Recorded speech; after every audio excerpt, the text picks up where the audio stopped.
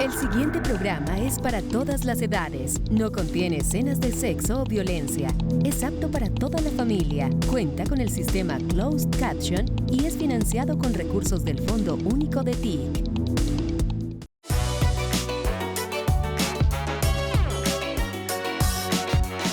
Colombia es el país de la belleza y Santa Marta es Caribe, mar, Sierra Nevada, cumbia, diversidad, lugar sagrado donde se originó la vida. En esta tierra del realismo mágico, los esperamos el 9 y 10 de noviembre en la cuarta cumbre CELAC Europa para avanzar en temas esenciales como la integración y la cooperación. Unidos, demostraremos que somos una región capaz de construir consensos y una agenda común. Una comunidad de naciones que teje lazos de amistad irrompibles para defender la vida y hacer posible un futuro sostenible y próspero. Santa Marta los espera con una historia de rebeldía y sus sueños de un mejor mañana.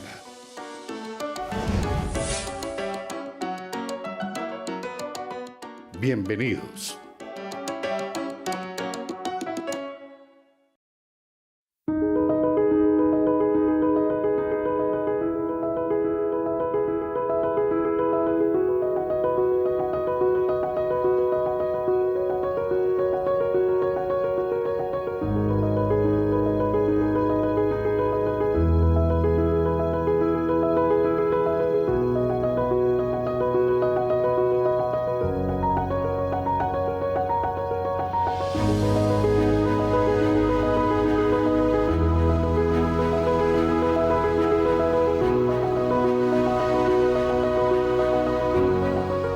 Bienvenidas y bienvenidos a Entrevistas con Alma de País. Nuestra invitada de hoy es Cielo Rusinque, la Superintendente de Industria y Comercio. Hablaremos de temas fundamentales para todos nosotros, la protección al consumidor, la protección de los datos personales y muchos temas más de interés.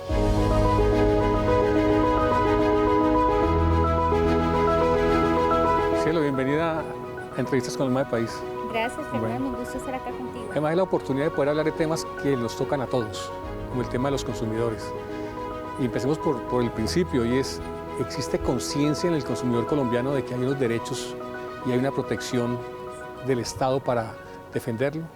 No la suficiente, y ese ha sido uno de los principales desafíos en los que hemos venido trabajando, en campañas de sensibilización, de acercamiento de esta entidad a toda la ciudadanía, con las dificultades también que implican un territorio tan diverso, donde hay algunos sectores donde el Estado tiene dificultad para ingresar, con dificultades como la brecha digital, pero la idea ha sido precisamente superar en la medida de lo posible esas barreras y hacer que la superintendencia esté más cerca de los colombianos. Porque ustedes han, digamos, implementado unas formas de poder llegar a la comunidad que es con las casas del consumidor o algo así, ¿cierto? Hemos venido robusteciendo esa apuesta a través de la Red Nacional de Protección al Consumidor, que es digamos, un mecanismo que existe por ley desde el 2011, y lo que hemos buscado es ampliar su cobertura, la presencia permanente en el territorio, la ambición o lo que estábamos viendo como meta era al menos garantizar la presencia permanente en a nivel departamental en todos los departamentos de Colombia. Hemos podido aumentar la cobertura, en la actualidad tenemos 17 casas del consumidor a nivel regional, 6 casas en localidades de Bogotá, y a través de esa red itinerante que está compuesta por buses, por carpas que se anuncian con una campaña de divulgación previa, buscamos llegar a esos territorios y a esos municipios donde no tenemos esa presencia permanente. Bueno, en la cotidianidad estamos expuestos a mil cosas con el consumo: turismo, alimentación, comercio, telefonía móvil, cualquier cantidad de cosas, salud. ¿Cuáles son los hechos más recurrentes que denuncian ante la superintendencia la gente? Hay sectores donde se presentan más quejas o que son más permanentes. Por ejemplo, tenemos el sector de comunicaciones, el sector de turismo, en los que pues es persistente. De hecho, hay una dirección especial en la legislatura de consumidor para estos asuntos de telecomunicaciones, por ejemplo. Y en lo que va corrido de este gobierno hemos impuesto allí sanciones por más de 96.000 millones de pesos, y estamos hablando de un aumento en lo que son sanciones de más del 90% 4% si comparamos con los 4 años anteriores, lo que habla de un despliegue, un compromiso, una rigurosidad en hacer precisamente que este tipo de comportamientos que afectan a los consumidores no sean normalizados, y pues es una forma también de entrar a disuadir a los agentes que tienen malos comportamientos en el mercado. Porque hay dos caminos, uno es el consumidor mismo que tenga conciencia de sus derechos y otro que el que preste el servicio no incurra en ese tipo de irregularidades. Así es, y nosotros trabajamos en los dos sentidos, tanto desde lo preventivo, porque la idea no es necesariamente llegar a sancionar, a disciplinar a los agentes que infringen el régimen de alguna manera, sino también en el sentido de empoderamiento de los consumidores para que conozcan los derechos que tienen, las rutas para hacer valer esos derechos que son de muy fácil acceso, y eso lo que hace es, lo que procuramos es que se genere un mercado más equilibrado, más justo, más sano, en sentido de buenas prácticas. Es muy recurrente, puede que me equivoque en cuanto a los tiempos y eso, pero ver sanciones a las empresas de telefonía móvil por publicidad engañosa, porque engañan al consumidor. ¿Eso es así? ¿Es tan recurrente o simplemente es la impresión que le queda a uno de las multas que imponen entidades como la superintendencia a ese tipo de empresas? A ver, es una realidad, digamos, en el mercado que cuando hay un agente que cubre a tantos millones, digamos, de consumidores o de usuarios, pues evidentemente allí se presentan con mayor frecuencia ese tipo de comportamientos, no necesariamente deliberados, pero que nosotros tenemos que entrar a investigar en algunas ocasiones en el sentido de preservación del interés general, en esa actividad que hacemos de monitoreo por denuncias, por quejas, o porque nosotros hemos visto algunas señas de mal comportamiento, entramos a hacer unas indagaciones preliminares, a recopilar pruebas para ver si hay alguna infracción del régimen, tanto en materia de competencia como en materia, por ejemplo, de consumidor, como también, digamos, nuestros mecanismos se activan por la demanda, por la denuncia ciudadana, ya sea en aras de la protección de su interés particular porque se siente vulnerado en sus derechos, porque hay un incumplimiento, una afectación, etcétera, y allí desde la Delegatura de Asuntos Jurisdiccionales, que vela es por la protección de ese interés en sentido particular, buscando un restablecimiento de los derechos y también un eventual resarcimiento de perjuicios, se hace ese camino, o en sentido general, en esas investigaciones que referenciabas que suelen ser mediáticas, porque pues son multas que por su valor, digamos, pues generan un impacto, no el suficiente como para que esos comportamientos no se repitan, es decir, el que hoy sancionemos a una empresa, por ejemplo, X de comunicaciones, no nos garantiza que ese comportamiento o ese patrón no se vuelva a presentar en un mes, y eso lo que hace es que esa vigilancia de nuestra parte tiene que ser permanente. Al comienzo hablaba de sectores donde más se presentan ese tipo de quejas como turismo, telefonía móvil. Uno entendería que tiene que ver con lo que decías del volumen de gente que se recibe ese servicio. Que cotidianamente accede a esos servicios. Por ejemplo, el tema de turismo, digamos, ¿cuáles son las quejas más puntuales, digamos, en qué aspecto? Ocurren como fenómenos por momentos, por ejemplo, la venta de estos paquetes turísticos, se presenta, por ejemplo, hay sectores poblacionales que se ven más afectados por ciertas prácticas, como por ejemplo no dar una información adecuada, suficiente a la hora de vender un paquete, y si hablamos de los sectores poblacionales afectados es muy recurrente que se abuse un poco del adulto mayor, en el sentido que tiene más dificultad de pronto con todo lo que son estos medios electrónicos por los cuales uno muchas veces accede a ese tipo de paquetes, o a la hora de darles una información pues no se les brindan, o de pronto no tienen el reflejo todavía de lo que puede venir de incumplimientos, de sobrecostos, etcétera. Entonces como que ya uno empieza a ver que hay como ciertos patrones que se repiten y que nos obligan precisamente ya a mirar de manera más sistemática, más general, qué es lo que está ocurriendo con ese mercado para entrar a disciplinar y evitar que esos comportamientos se normalicen y sigan impactando a más usuarios o consumidores. Y otros sectores salud. O sea, creo que ese contacto permanente del usuario con la EPS, con la IPS, en el tema medicamentos, por ejemplo. El caso personal, llevo no sé cuánto tiempo tratando de que me dé un medicamento y no ha sido posible. Siempre es que no hay. Sí, ahí hay un fenómeno importante que debemos resaltar, es que nosotros a través de las casas del consumidor, como también hay presencia de la Supersalud, ellos tienen alguna presencia territorial a título individual, pero también hace parte de la Red Nacional de Protección al Consumidor, a nosotros nos llegan recurrentemente ese tipo de quejas. Y ahí lo llamativo es cómo a partir del momento, muchas veces son adultos mayores los que más uno encuentra filas enteras en nuestras casas del consumidor por la cuestión de los medicamentos, porque no les autorizan la cita, el tratamiento, y es lamentable cómo tiene que llegar la superintendencia o las superintendencias, en este caso por la salud, y es hecho de tener la superintendencia como intermediario y aparece el medicamento, aparece el tratamiento, etcétera.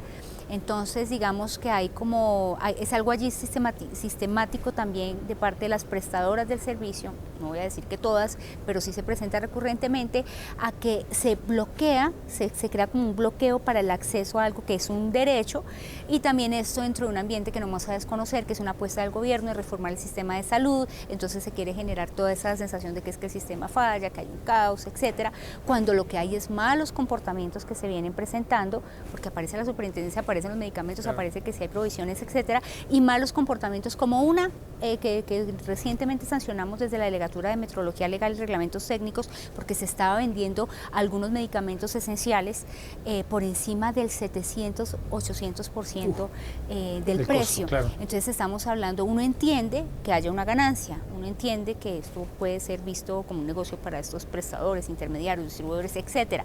Hombre, pero unos mínimos de proporcionalidad máxime en este caso, porque hay una libertad de precios, pero en este caso estamos hablando de medicamentos que son regulados, hay una reglamentación que establece cuáles son esos topes, los precios de esos medicamentos, y no estamos hablando que los estuvieran pasando por el 10 o el 20%.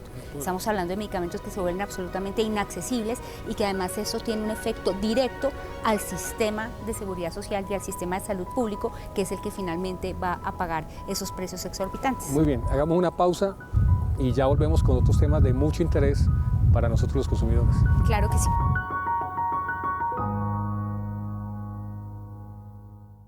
La reforma laboral cambia vidas. Es inclusión, igualdad, garantía de derechos, elementos esenciales para derribar barreras que afectan el bienestar de la población con discapacidad.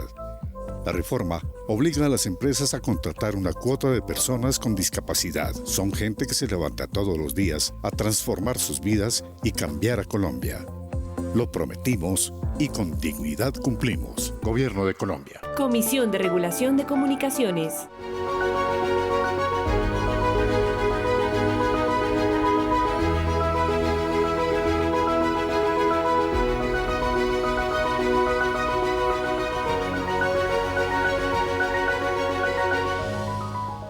Bueno, hemos hablado de protección al consumidor en temas de telefonía móvil, salud, bueno, turismo, pero indudablemente cosas que ocurren en la casa tienen que ver con todo esto, y es el tema de servicios públicos. Para uno es un acto de fe asumir que el costo de la luz, del gas, del agua es lo que es. ¿Qué se ha hecho, por ejemplo, para el tema de los medidores, de garantizar que efectivamente midan lo que tienen que medir? En efecto, lo que corresponde, por ejemplo, a la conformidad de los medidores de los servicios públicos, nosotros desde la Delegatura de Metrología Legal y Reglamentos Técnicos tenemos la obligación de velar por el cumplimiento de las normas establecidas en esos reglamentos y también por la creación de esos reglamentos cuando no existen. Y recientemente se expidieron reglamentos que estaban pendientes para los contadores de agua, para contadores de electricidad, y pues eso es algo que normalmente redunda siempre en beneficio del consumidor, porque hay una claridad en poder determinar las cantidades que corresponden, que no haya un sobrecosto injustificado en las facturas, y pues allí posterior digamos, cuando se expiden esos reglamentos, siempre se da un plazo para poder poner los instrumentos que se tienen al alcance, digamos, en cumplimiento de esos estándares allí establecidos, y se da un tiempo de transición precisamente para exigir el cumplimiento. Ya a partir del año entrante, los últimos reglamentos que se tienen allí, pues ya se supone que se han hecho las debidas adecuaciones y ya se empieza a hacer ese control, y en caso de incumplimiento, pues las respectivas medidas que correspondan. Y otro tema también importante tiene que ver con uno se expone permanentemente a dar sus datos personales en cuanto a transacción, gestión digital, personal hace a diario.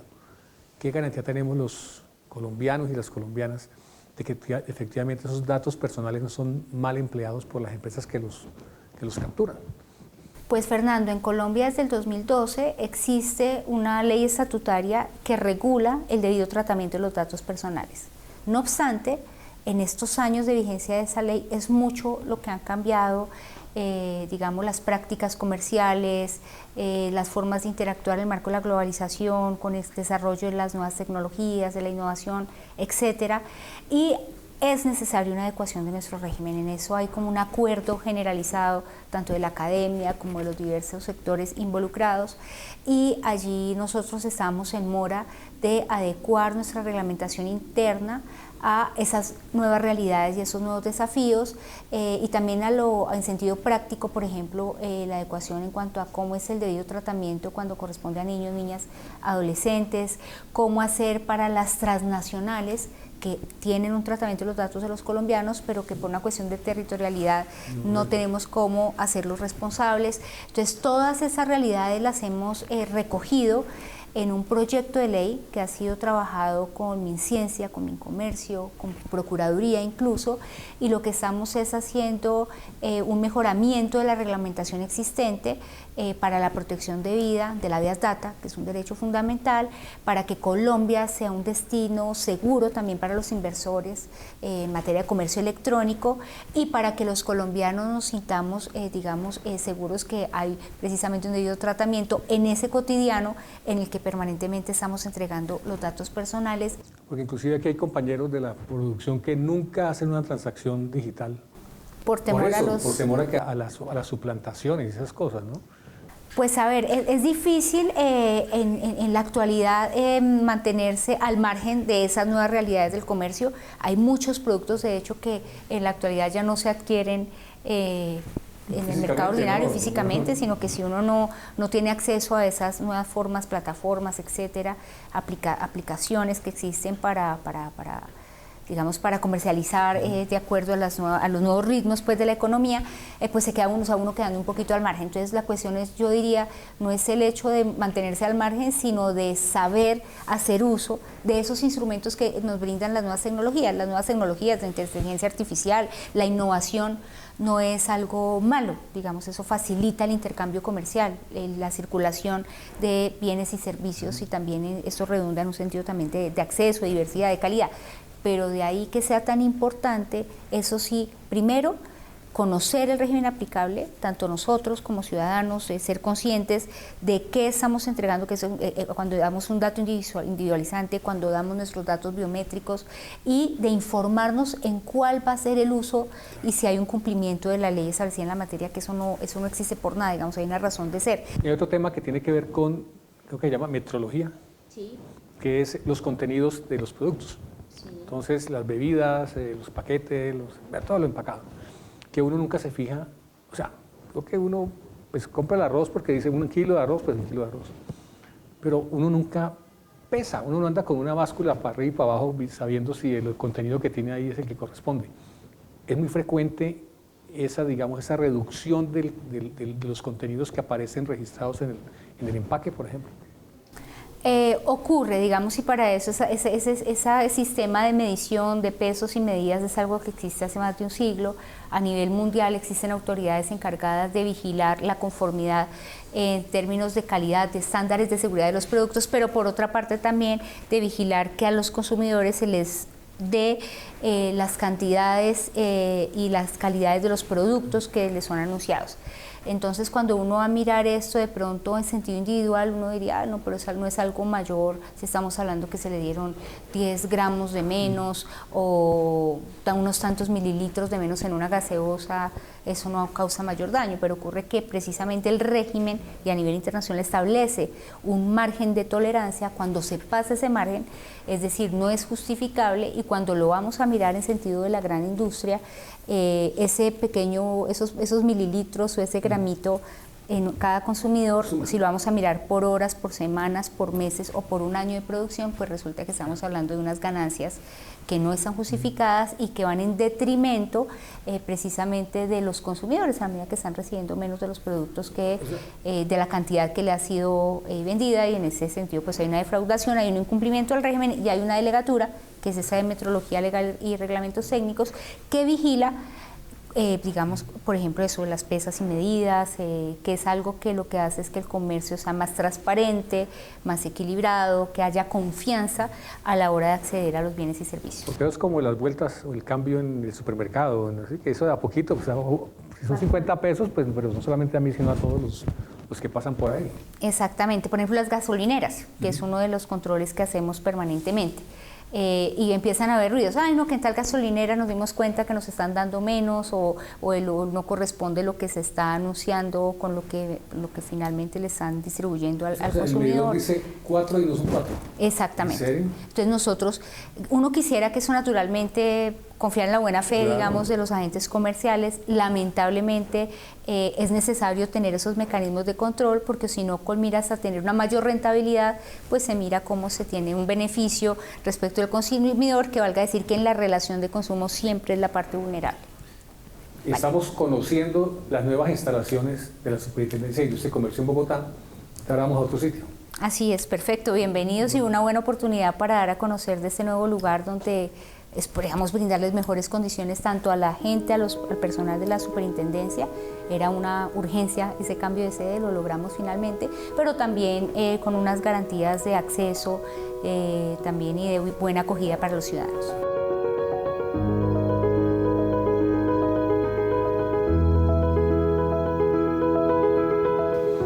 Bueno, hemos hecho un recorrido por varios asuntos que tienen que ver con la protección al consumidor, la protección a los datos personales. Y sabemos que hay ya una alianza entre superintendencias precisamente para fortalecer esa protección. ¿De qué se trata, Cielo?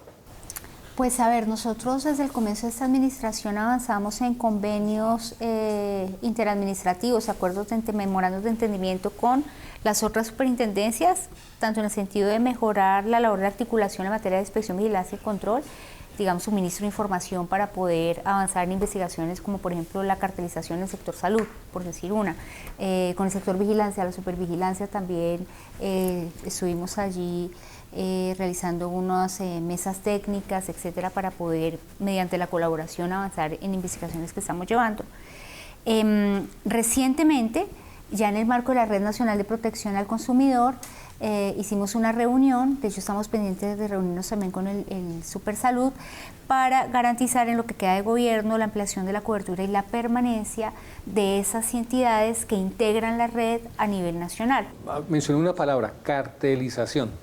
Hace rato no escuchaba ese término en el tema comercial, sí, que aquí se hizo famoso el tema de los pañales. Bueno, ¿se sigue repitiendo el tema de la cartelización en algunos sectores de la economía? Esa es una conducta que viola el régimen de la libre competencia y que lamentablemente es más frecuente de lo que quisiéramos. Nosotros en la Delegatura de Libre Competencia estamos adelantando diversas investigaciones, entre otras por esa eventual cartelización que se puede presentar en algunos sectores. Y allí, una vez más, digamos que la apuesta es no solamente disciplinar, desatar los mecanismos que sean necesarios, haciendo uso de los instrumentos que tenemos para determinar esas eventuales conductas y llevar esas investigaciones a feliz término, sea para un archivo y decir, no, acá no ha pasado nada, o sea para una eventual sanción, acción administrativa, pero también hemos venido trabajando mucho en materia de prevención.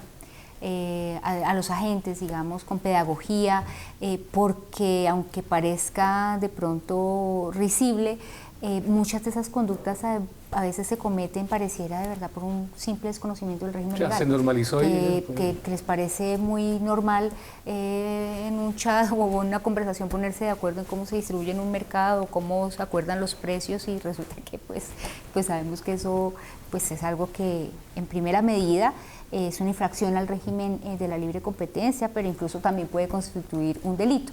Y ahora que hablamos del delito, valga decir que hablando de articulación, también hemos avanzado mucho en la articulación con la Fiscalía General de la Nación, algo que nos ha permitido sacar adelante casos como el de la unidad de riesgo, en el que ha habido total colaboración. Nosotros les hemos facilitado información, ellos a nosotros también, y hoy en día tenemos un pliego de cargos en lo que corresponde a infracciones eventuales de la libre competencia en el curso de esas conductas que son de amplio conocimiento del país y en unas contrataciones que se llevaron a cabo en esa entidad.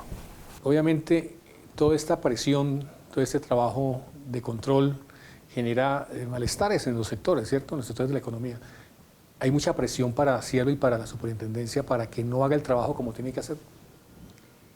Pues yo creo que desde siempre en esta entidad se tenía la costumbre de hacer mucho lobby, de que se tenía por intermediarios cierta llegada y de alguna manera de pronto una ruta preferencial con base en la cual de pronto se definían los casos. Bueno, en fin, nosotros hemos implementado una política de puertas abiertas, de transparencia, nosotros contamos con quién nos reunimos. Desde mi llegada sacamos una circular en la que nosotros mensualmente estamos dando cuenta de con quién nos reunimos para tratar qué temas, y en la medida de los límites de la agenda, la pertinencia también de esas reuniones, procuramos recibirlos a todos, no tienen que buscar intermediarios ni nada, pero no estamos sujetos a ningún tipo de presiones. Digamos que el lobby, eso ocurre a nivel de no solamente el Congreso, todas las entidades. Yo creo que siempre hay intermediarios que con unos segundos intereses tratan de tener alguna incidencia en los casos que se están llevando. Pero pues yo creo que aquí sí hay, y nos lo han manifestado por parte de los diferentes agentes del mercado. Lamentablemente se suele hablar de las críticas, pero aquí todos vienen y nos manifiestan que se sienten muy tranquilos de la rigurosidad con la que estamos obrando, de la imparcialidad como corresponde. En todo esto, digamos, de la labor digamos, de convencimiento, de control, ¿qué pitos tocan los gremios económicos? ¿Apoyan en algo, ayudan, están atentos a lo que hace la superintendencia o simplemente se ignoran lo que está pasando? A ver, nuestro relacionamiento en tanto los gremios como tal no ha sido muy frecuente, ha sido más bien excepcional. En algún momento tuvimos, hace como un año, una conversación con la ANDI, por ejemplo, con algunos de las directivas de allí. Nosotros, digamos que nos buscan más en sentido individual los diferentes cabezas de las empresas, los CEO, los presidentes pues, de las empresas normalmente buscan llegar acá cuando tienen una operación en curso, o por ejemplo una eventual integración, cuando hay una investigación que sabe que se está llevando a cabo y quieren llegar a algún tipo de pruebas o hacerse escuchar sobre lo que ellos consideran es lo que se está presentando en ese mercado que estamos investigando. Pero para ser sincera, yo he sentido el respeto de los diferentes sectores empresariales. A nosotros acá siempre nos hablan con, digamos, como con la dimensión de la importancia de la labor que realizamos, que es sana tanto para ellos, porque ellos están en un régimen de la libre competencia, ellos son los primeros beneficiados del que el mercado se comporte en debida forma y los agentes actúen en cumplimiento de la reglamentación que existe, pero sobre todo aquí lo que defendemos es el interés general, porque todas nuestras acciones a través de las diferentes delegaturas, y a veces se pierde de vista, tienen un impacto directo en la vida de los colombianos y en los consumidores que somos todos. Antes de irnos una consulta que creo que no solamente la tengo yo, sino que la tienen muchos consumidores.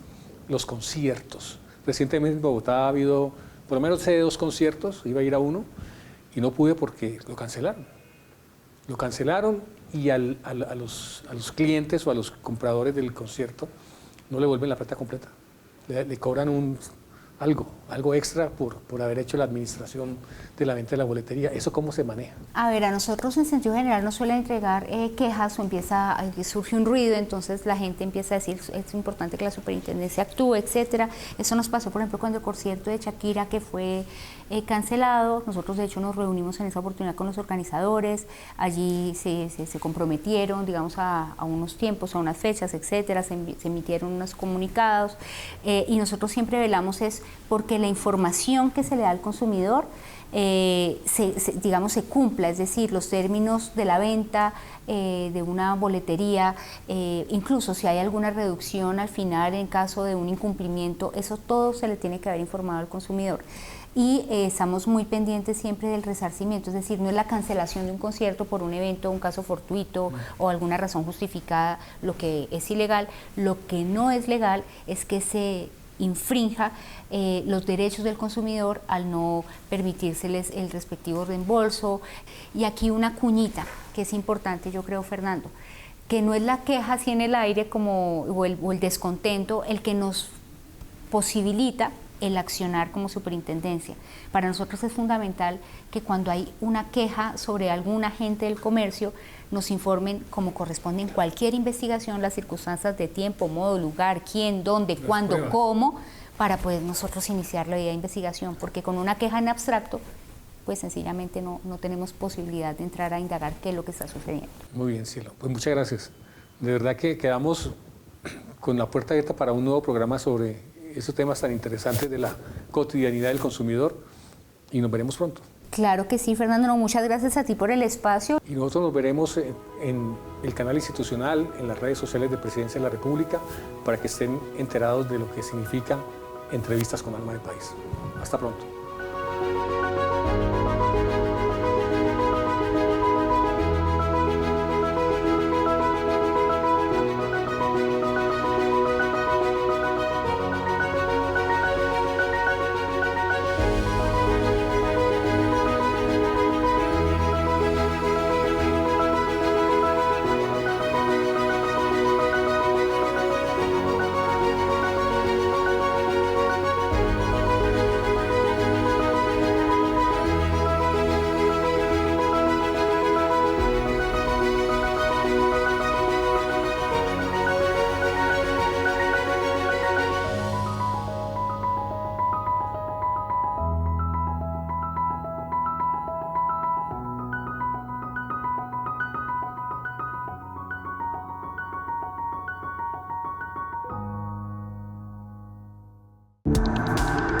Este contenido fue financiado con recursos del Fondo Único de TIC.